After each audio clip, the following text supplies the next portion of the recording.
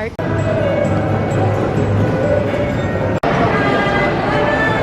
Bestie!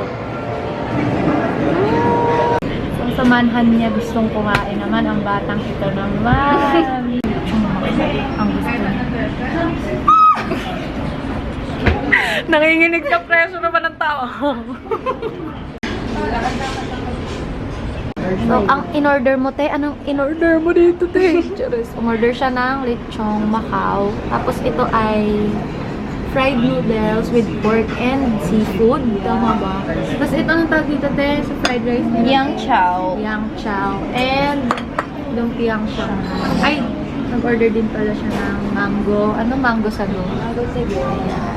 So, ayan ang food namin sa Manhan. Ayaw naman mag-focus ng taong ito. Charis. Happy ka, te.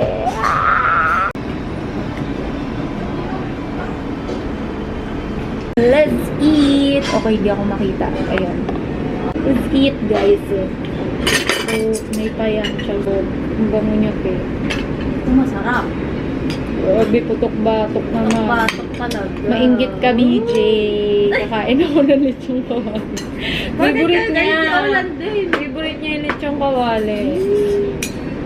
Mainggit ka, BJ. Tignan mo naman ang lechong kawaling kakainin ko ngayon, BJ. Ay, nakapokus pa talaga. Pinukus pa ng taong to. Pinukus pa talaga. Hello, ang sarap ng sago. Ay, sago. Ng mango sago nila. Kami kumain dito kasi mukhang favorite ng batang to ang manhan. Ako nakakain na ako sa manhan pag dinadala ko ng tito ko dati dito. Shoutout sa'yo, Tito Alan and Tita Air. Sila ang mga fairy god fairies. Fairy god crap. Yung balls kasi yung Na natin ang lechong Macau. Hindi niya makita. Yan ang aming... Wala na yung head mo. Okay lang. Kasi yung food makita nila. Feeling mo naman, kala mo may viewers ka eh. Emi lang po. Para naman kayo Emi Jenny.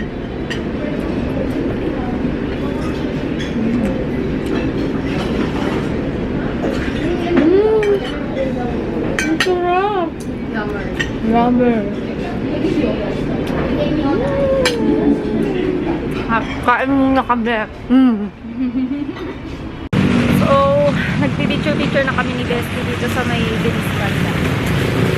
Hi, Bestie! Nakakatawa kasi may lumapit sa amin kaninang tatlong lalaki. Akala ko magpapapicture. I mean, ako magpipicture. Pipicturean ko sila.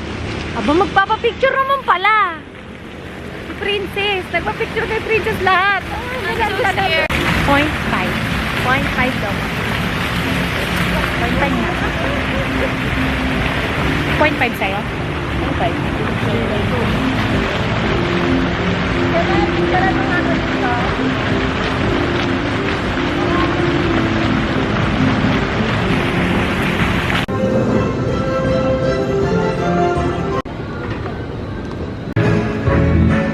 Uwi na kami.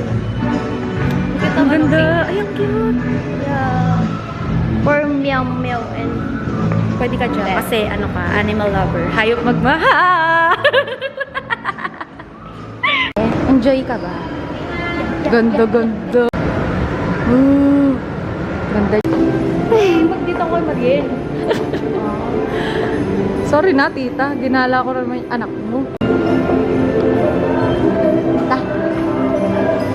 Bibili na lang kami ng coco milk tea. Kasi gusto niya sana mag-coffee sa 8785. Kaya lang sarado na sila kasi hanggang 9 PM lang sila.